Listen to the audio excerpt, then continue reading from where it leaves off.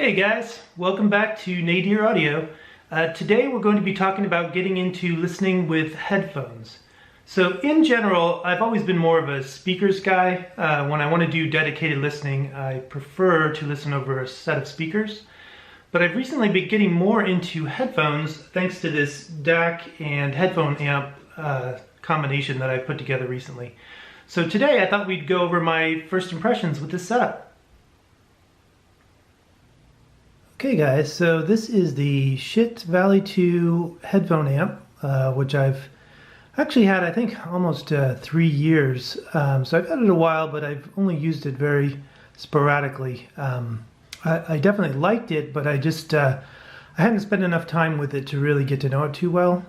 And then below that, we have the Schiit Modi 3 DAC. This is Schiit's current entry-level DAC. And I actually just got this for Christmas for my wife, so I've only had it a little over a month.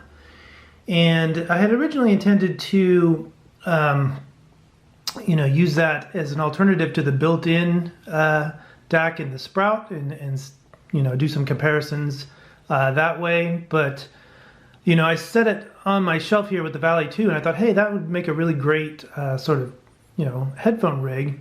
And so I put it out in the living room, and then anytime that I was listening to music on my laptop, I would use this, and it sounded really great. So I thought, hey, I think I'll stick with this for a while and kind of get to know it a little better. So, in terms of headphone use, in the past I really just used it if I was out and about, not at home, or if I was in the living room and if my wife and I are doing our own respective things, it's a way to be able to listen to something without disturbing the other person.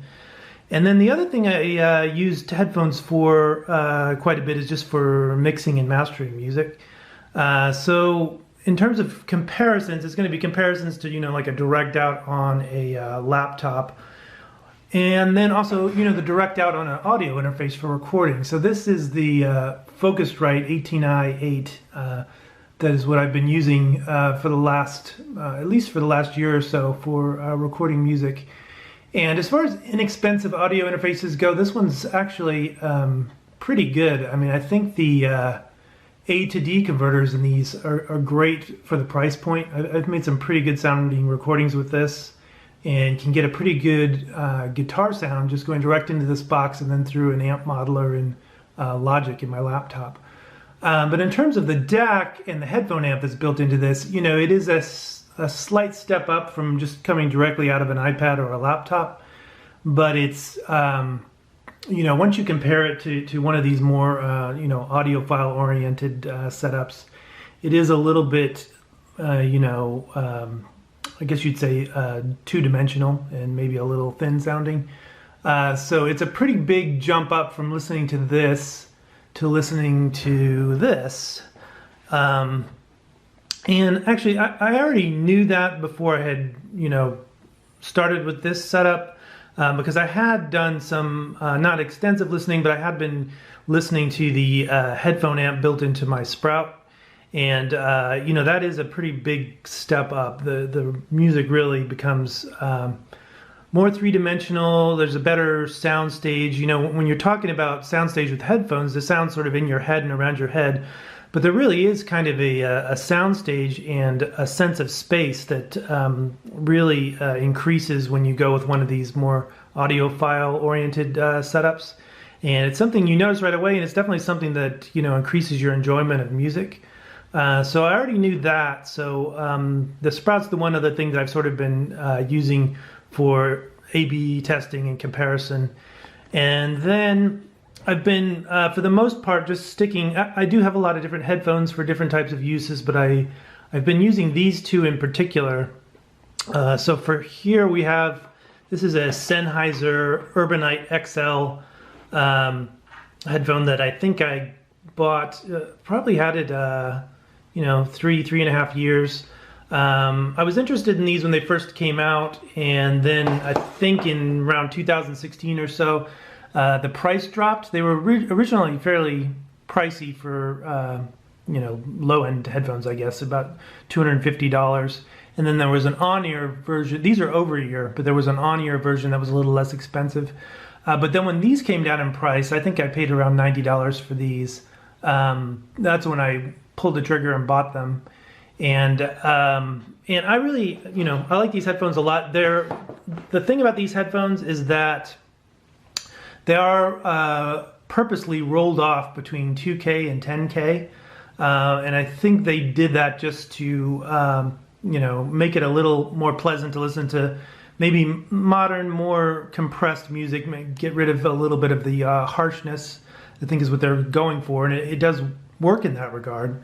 Now, the other headphones I've been using recently for listening are these are some Grado SR60s, which are entry-level Grado headphones, and as you can kind of see, these I've seen a lot of use. They're kind of beat up, and what I use these for is anytime I'm out and about or traveling, I have two sets of headphones I'll usually have in my bag. I'll have these, and then I have a pair of noise-canceling Sony headphones, which are actually pretty nice.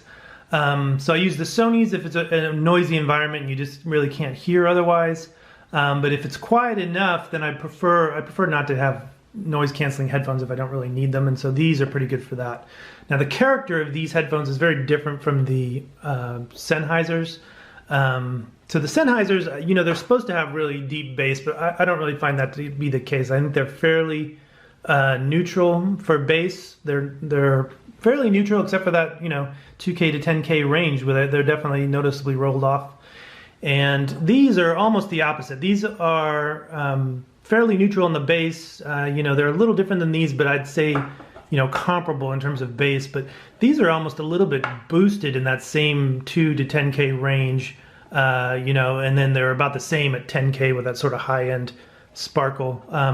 So what I like these for is if I'm in a more analytical mood and I really want to hear a lot of the little sounds in that range, little nuances and things, even outside the music, just the sound of fingers on strings and other types of stuff like that. This is really good for that. And these are actually I use a lot for mixing and mastering, because you can hear a lot of those little things. So when you're mixing or mastering something, you're looking for problems. Sometimes there's annoying sounds that you didn't initially notice that will show up when you're kind of paying attention to the frequencies in that range. So these are great for that. But just for normal listening, especially if you're listening to compressed music, these or at higher volumes, these can be a little fatiguing, I find. Where these are sort of the opposite. These are not great for mixing and mastering. I don't use them for that. That's one of the reasons that these are sort of in better shape, because I don't see as much use. But these are great just if you want to, get a nice, very nice, relaxed sound and just sort of enjoy the music. These are great for that. One of the better headphones that I have in that regard. Again, I don't really have any high-end headphones.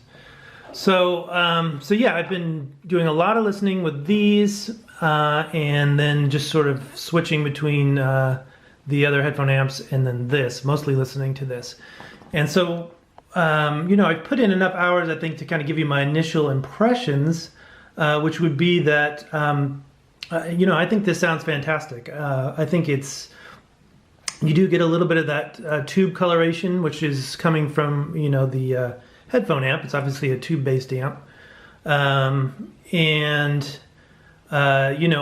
can't really judge these two separately because I just don't have enough experience with other headphone amps and other DACs.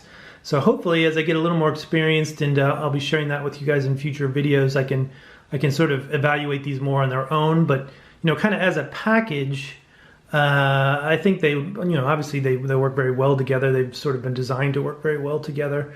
But you get lots of detail. You get a little bit of that tube coloration, which is, it's a little hard to explain. People explain it a lot of different ways. I don't necessarily find it to be a warmer sound, but there is just something it takes the edges off a little bit and makes things sound a little richer. It definitely, I think, affects the sound stage, makes it a little bigger, makes it a little bit more spacious.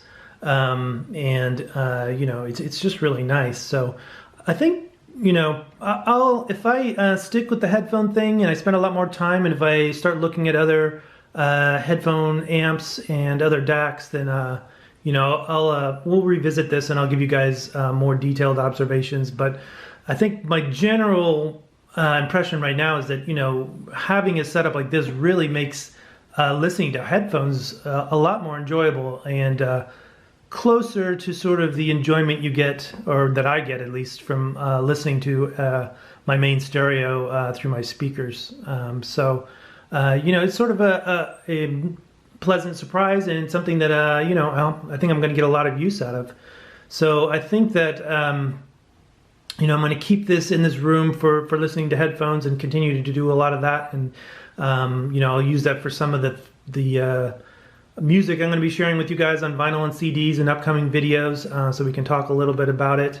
And you know, the other great thing is this, you know, this is entry level. This is, you know, like a $100 DAC, and this is about a $150 headphone amp, and it's, you know, is good enough that it's sort of like, wow, if this is the entry level, then, you know, I'm definitely looking forward to trying things at the next level up and trying out some maybe higher level headphones and you know, just exploring that world. But yeah, once you kind of get used to having these out and listening to headphones through this, it is a little hard to go back to just listening straight out of the iPad or the or your laptop or even on the audio interface over there. You know, this is just a much more pleasant experience. So yeah, so that's it for now, guys. Again, this is just sort of initial impressions, and hopefully we'll be seeing more of it in upcoming videos. All right, great. I'll see you guys all in the next one.